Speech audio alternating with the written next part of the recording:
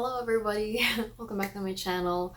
Today I'm bringing you guys my mid-year book freakout tag. We're in a different setup. I'm trying something different because this window behind me, or like behind you guys, that's where the natural sunlight is. So I decided it would be better with, lighting and stuff. So you can see my desk, that's where I used to film. My TV, small ring light, that's what I used to use. Now I have a different ring light set up and you can see it on my glass. I'm trying to fix it. Really working. Before we get started, I want to direct you guys to some links that I have down below regarding the Black Lives Matter movement that has been going on for a few weeks now, and this is still continuing. I am personally taking time to really educate myself.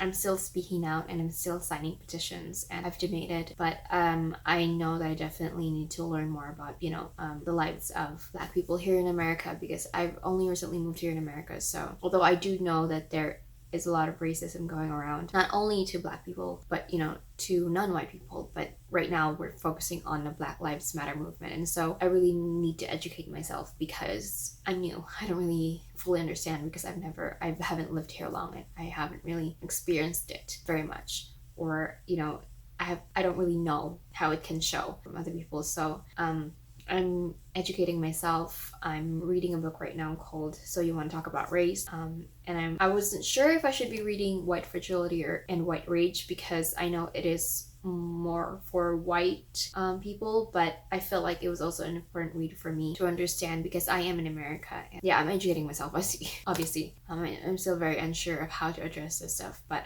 I'm still continuing to support and continuing to sign petitions and educating. So that's what I'm doing right now. Again, I have the links down below. I hope you guys are doing well with that. It's a very hard year for us so far, and in a way I can't believe that we're already midway through, or we're done with June. We're almost done with June and we're midway through the year. I feel like we've gone through a lot, but at the same time it's like, wow, we're halfway through the year. I think it's a very educational, stressful time for everybody. Without further ado, let's get started with the tag. Now, when I first started, answering the questions yesterday, we're preparing for this video, I only saw 9 questions. And I was like, wait, I don't think that's the right question. And I saw another tag today, which has 13 questions. So I added more to that. So far this year, I've read 42 books. I am 8 books ahead of my schedule. I kind of lagged this month because I kept picking up books and not finishing them at the same time, because of, what happened in this month. It was just very stressful for me and I couldn't I was too anxious to sit down and read. So I'm kind of behind, but I'm still ahead. I'm still way ahead my goal. So let's get started. The first question is the best book you've read so far in 2020. 2019. Well, it's hard to talk about just one book because I feel like per genre I have to mention a few books. So the first book that I want to mention that is my favorite for this year so far is Little Women by Louisa Alcott.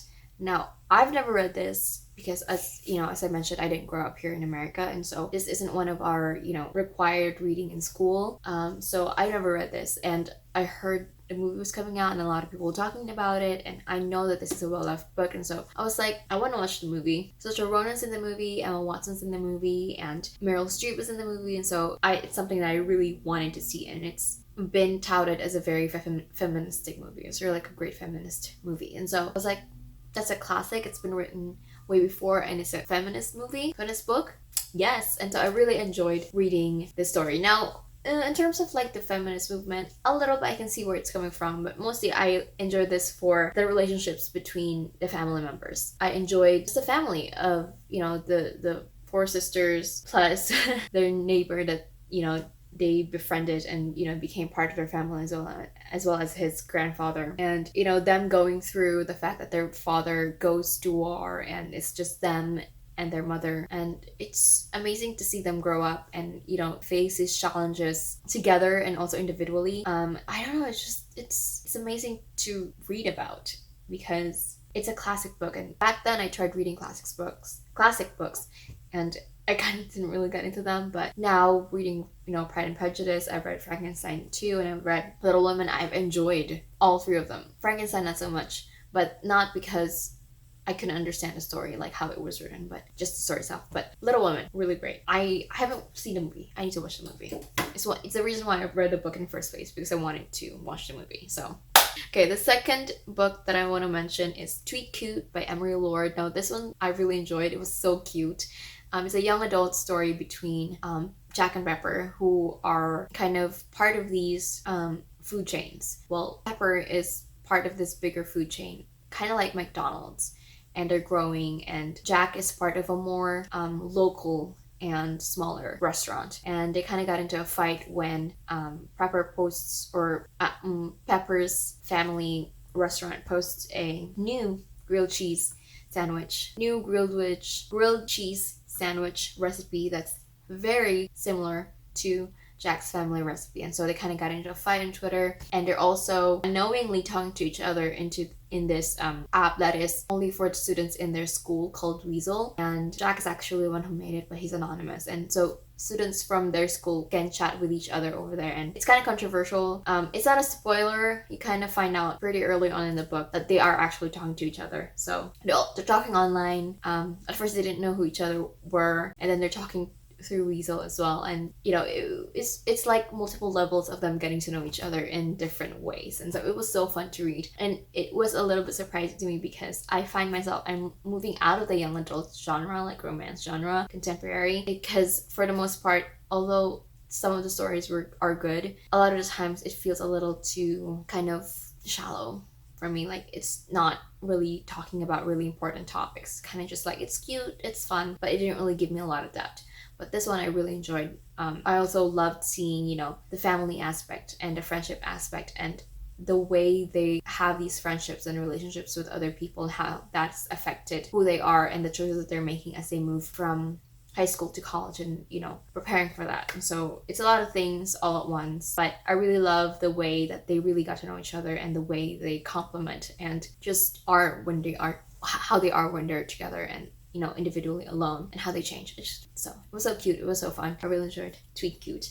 And then next book is more of a personal read for me. It was an important read to me. It's a non-fiction, and that is Intuitive Eating by Evelyn Tribole and Elyse Resch.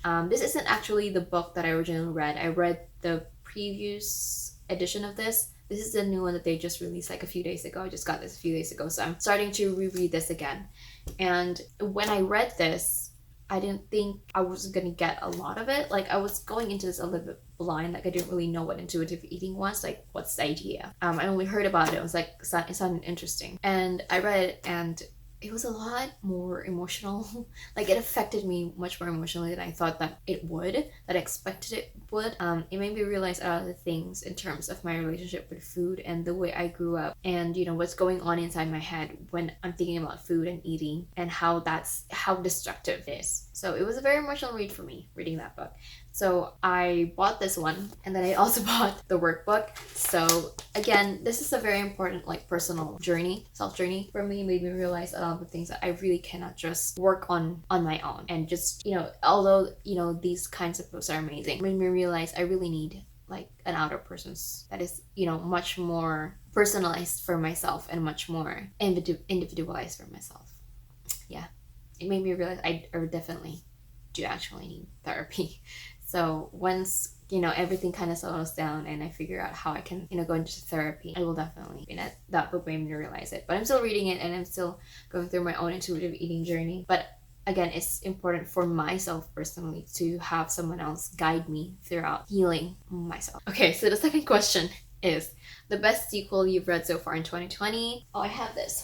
This best sequel that I've read so far in 2020 is Come Tumbling Down by Shannon McGuire. This is the fourth or fifth installment in a Wayward Children series.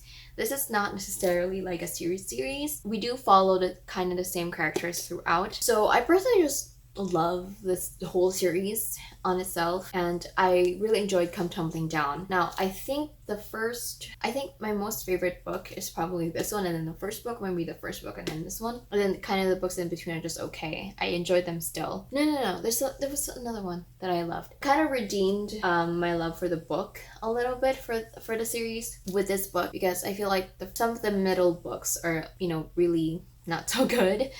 And I really enjoy the characters that we're following here. Now, Wayward Children series is a series of books following different teenagers as they come back from being in other worlds, and how they reacclimate, and how much they have been changed by going to these other worlds. Now in this world, children go missing and then they come back and they're completely changed, and they go to this home for wayward children. Eleanor was home for wayward children, and they're touted as, you know, helping these kids reacclimate or, you know, get better. But in reality, Eleanor West is also another one who has been to another world. And a lot of the kids that come back have been waiting to go back to these worlds, because these worlds, the worlds that they go to are individualized to who they are and what they want, and, you know, their talents. And so they feel a lot more seen and a lot more accepted in the world that they go to. But a lot of the times it's very harrowing, it's very dangerous in those worlds, but it's still a world that they feel like they truly belong. So a lot of them are waiting for their doors to open again, which is very rare, but it happens. These kids go back to their worlds and stay there, but a lot of times it doesn't. So we're following different characters throughout the different series, or like the different books in the series, and this one are following Jack and Jill, and they go to this world where it's headed by a vampire overlord, and then there's a scientist as well that's kind of like Frankenstein, like Frankenstein-ish, the doctor who made Frankenstein, I forgot his name. No, yeah, Frankenstein-ish. So Jack is the one that loves science, that goes to be an apprentice for this scientist, and then Jill is besotted by this vampire overlord and wants to be his daughter. But it's a whole weird kind of relationship between each other, especially like Jill and the vampire. But we're following them as they go back to their world, and they wreak havoc over there, and they come back and they need help from the friends that they have here in our present world. And so I really enjoy these two characters, and actually the world, I really enjoyed being in their world and learning about them. And, you know, they're twins, but they're very different. And so yeah, I really enjoyed this favorite series, favorite sequel so far. I mean, I've read a lot of series. I'm a series reader, but I usually wait for books to be, like, for whole series to be either I'm just waiting for the last book to get released at the same year that I'm starting to read, like, the first book, or I wait until everything's released and then I read, because I want to finish reading. I have a very bad memory, and so I tend to forget stuff, so I need to read them all at the same time. Wow, I'm only at the side question. I'm only 18 minutes in. Oh my god. Okay, new release you haven't read yet but want to. I'm not gonna get a copy. I do have a copy of this. The Ninth House by Leigh Bardugo. The Starless Sea by Erin Morgenstern. I have started reading this, but I wasn't in the right kind of headspace, so I wasn't really into the book, but I can see myself enjoying it, so I bought the physical copy, and so I'm going to be reading this. And it's very long and thick, which is great. The next book is The Empire's Dreams by Carson. I loved her series.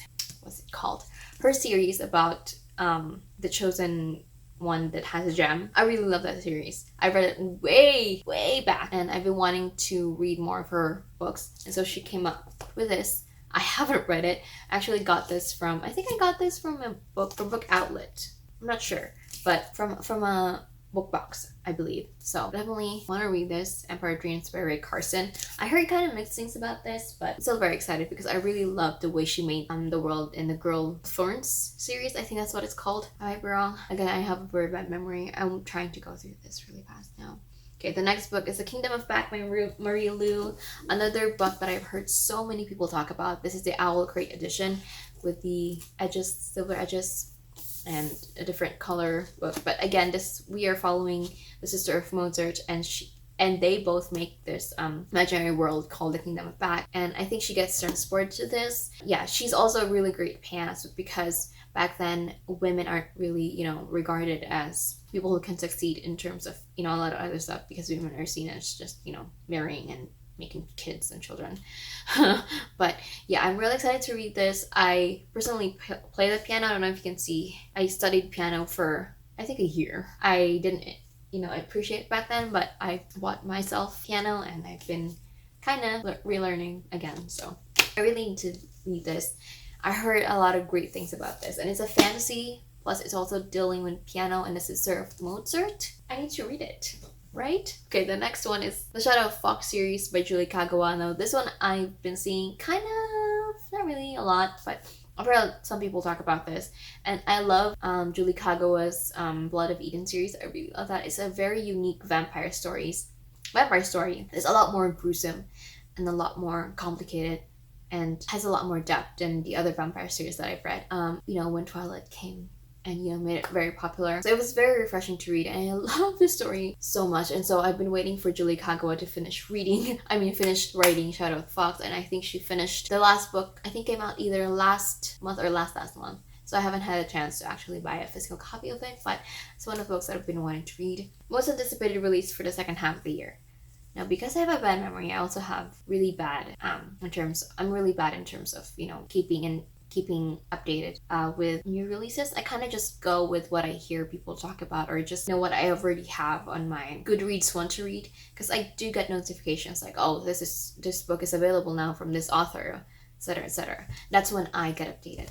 But I don't really think I have, or maybe I do, but I'm just not remembering it right now. And if it gets released, that's when I remember. It's like, oh yeah, I wanted to read that. So yeah, a lot of the most anticipated release that I would have are those books that have not finished yet, and I'm still waiting to get done so that I can read it. Scythe has already finished. Also, that's one of the books new releases that I haven't read yet, because the last book is out already. I haven't had a chance to buy a physical copy again because I want it to be mine, because a lot of people love it and probably gonna love it too. So I think The Court of Thorns and Roses, I'm waiting for that. Brandon Sanderson, takes a while for him to release stuff. Actually, he releases a lot of stuff, and is also in the middle of writing a lot of stuff. That's why it kind of he's releasing them actually very constantly and very often, but because he has a lot of book series that are ongoing, it's kind of just like, can you focus on one so we can I can read it? But I can't really. No. Again, mostly sequels to series, mostly fantasy. So Song of Ice and Fire, I don't know when's the winter is coming out, but yeah. Biggest disappointment, Midwinterblood by Marcus Sedgewick. I've heard a lot of people love this series, love this book. I just couldn't get into it. I finished it because it was a fast read, but I just couldn't get into it. It was so confusing the entire time. What is happening? I was just like, you're following characters throughout different timelines, kind of going back and forth too. And sometimes you're not sure which timeline they are. But it kind of they're kind of like reincarnations of the same two people. And there's a reason why they keep being reincarnated, not really meeting and being together fully. And so they keep getting reincarnated until, they actually come together. I don't know. It was really confusing to me the entire time. Just like, what is happening? I don't know. A lot of people loved it. I was just like, oh man, why did I love it so much? Okay, I'm talking so fast because the next one, biggest surprise, Tweet Cute by Emilord. Emilord? Is that her name? My God. But yeah, Tweet Cute. Again, it surprised me because I'm slowly coming out of the YA romance contemporary kind of genre, but it really surprised me with the way it really pulled me in through our characters and their struggles, and I really cared about them so much. And it made them more realistic rather than just like kind of two-dimensional, like most kind of YA romance kind of series that I read before. I used to enjoy them, but I feel like, again, as I'm getting older, I'm more of a new adult kind of books. Speaking of new adult, another big surprise for me was Red, White, and Royal Blue. I know a lot of people loved it, so I was very excited, but at the same time I wasn't sure if I was gonna love it, because again, it's romance, and I was afraid that it was just gonna be like, it's fun, it's fluffy, but it wasn't really as great as a lot of people would say it was. But it really was.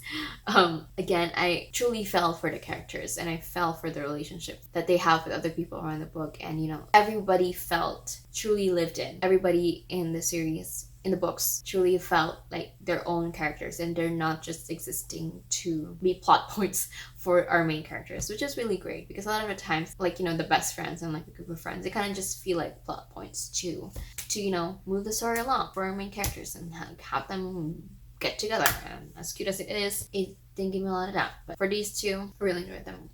Well, favorite new author, Sarah Kossoff. Now, I just finished reading this Cerulean Queen. They released her series kind of like one after the other, like every month they released like the next book in the fantasy series. I'm talking about, I think, the Blue Queen. I don't know if I'm calling that right. Broken Queen series. But yeah, I finished the last book, Cerulean Queen, I think yesterday. The 9 Realms series. So yes, there are 9 realms in this story, and I really enjoy the way she made the world. I really enjoy the world building in here, and the characters I really do like, but I feel like I enjoyed the world building a lot more, and I wish I got it a lot more. So I'm definitely looking forward to reading more of her releases. She's a new author, and again, they released her book one within a month of each other, and again, I really enjoyed all of the books in the series, like 3-4 stars. Overall, I think I would rate the whole series 4 stars. Again, I wish there was a little bit, because I feel like it could have been a little bit longer. We could have delved a little bit more into the characters and a little bit more into the world, because I do love the world building, but it kind of lacked to, like, there were 9 realms. There's a lot of people that were following, kind of just felt a little bit rushed, and I wanted to be a little bit more involved in their stories, just a little bit more. But again, I really enjoy this book series, and so I'm definitely looking forward to reading more of Sarah Koslam's work, and she's going to release more. The next one is Newest Fictional Crush. This is from The Other Bennett Sister by Janice Hadlow. I don't know if I'm saying that correctly, but you know, Tom Hayward. The our romantic, I'm forgetting the term. I'm trying to like speak so fast. Just kind of like Tom Hayward. I really love him. He feels eccentric. He is kind of described and shown as an eccentric character, especially during that time. The Other Bennett Sister is the reimagining of Mary Bennett's story from Pride and Prejudice. And again, Tom Hayward, he's his own self, and he's definitely not apologetic. And I love that he's a lawyer, but at the same time he loves poems. And so it's kind of like two different things that he's very passionate about, and it kind of shows just how eccentric he is, and I just love it. He's unapologetically him. And I think that's why he's so smart, but at the same time he's sensitive, but he's not prideful. Like, he doesn't have like so much like pride as a man during this time. I mean, there's pride, definitely. Everybody has a certain amount of pride, but for someone like him, it's just like, I like what I like, I do what I like, you know. He's kind, he's polite. Man, I want one. he's like smart, but also sensitive, and again, polite, and just kind of nice. And he has a very kind of bright personality. I wouldn't say he's like bubbly. I mean, he is a little bit. Again, he's just unapologetically himself, and he's not afraid to be himself, and that's what I really love about him. And that's why he feels a lot like freer. Like, he feels a lot lighter as a character to be around with, because he's just himself, and he doesn't have the burden of being so conscious of what other people is going to think about him, and just he doesn't have a lot of societal worries so much that kind of burdens people into being more subdued. He's just himself, and he's doing what he loves and what he wants, you know. Yeah, without stepping on other people's toes, which is so nice. I really like the character. Okay, so the closest newest fictional crush would say, I don't know. Okay, newest favorite character, Mary Bennet and Miss Gardiner from, you know, The Other Bennett Sister, and the Little Women characters. They're all women. They're all very strong individual women that, you know, they love what they love, and they're unapologetically themselves. And it's, you know, even the Little Women, like younger siblings, although they might be, you know, a little bit unlikable, I still truly enjoyed seeing them grow and them change, and, you know, just the dynamics between characters. I just really enjoyed. So, books that made you cry. Intuitive Eating. That definitely made me cry, because it made me realize, again, a lot of things about myself and the way I'm handling things, and how I'm truly not okay, and even things that I'm not really aware of that is very crippling for me. So that really made me cry. Intuitive Eating. The Cerulean Queen by Sarah Koslam. This last book, a lot of people died, and I was just, man, it was so sad. I mean, I knew people were gonna die. There's like a lot of wars going on throughout the book series. It's a fantasy series, so I knew that we were gonna lose some characters. But this last book, I don't know if it's because I'm just on my period, I'm a lot more emotional. I think, yeah, partly it was that, but also at the same time, I think just how much everybody in this book series have gone through, and they keep losing people, and it's just, so you would think it's over. No, it's not. There's still a lot more, and they're still losing more people, and just, it's so like, can you just give them a break? They've done so much, but no. We didn't really get so much in the last book. I mean, well, we had happy ending, but at the same time, it's life, and so there's such strong characters that the things that happen to them, as devastating as it is, you see them rise, and it felt, you know, very important to their characters to experience those things, as much as you don't want. Next, Before the Devil Breaks You and the King of Crows by Libba Bray. Another book that has a lot of loss, like more than enough loss. None of those things. I just hate seeing people who are going through so much already and lose people in the process. just it's, I mean, I guess it's part of, you know, the book, especially if they're trying to save the world and all that they will lose people, but it's still really painful, especially if it's a character that you've grown to love and care about. So yeah. Next, books that made you happy. Red, White, and Royal Blue. Sweet, Cute, and Intuitive Eating. Especially Intuitive Eating made me cry. It also made me realize a lot of the things that I need to work on. At the same time, it made me happy in that I could be happy. Like, I could, you know, choose to better myself and, you know, eventually make myself. Yeah, I'm getting really deep, but yeah. Red, White, and Royal Blue, Sweet, Cute, Intuitive Eating. Most beautiful book you've bought so far this year. Okay, I have a few that I have right now with me. Wicked Deep by Shea Ernshaw. I think this is also from Alcott. I don't think you can see it properly, but it has silver writings. They're raised, but they're also holographic. Oh, I think you can see it. Like, see? It's holographic. It's so pretty. Untamed, Glennon, Doyle. I got that off Book of the Month. It has a very pretty cover. I need to go get it. Ta-da! It's so pretty. It has these, I think this is like paint kind of style art.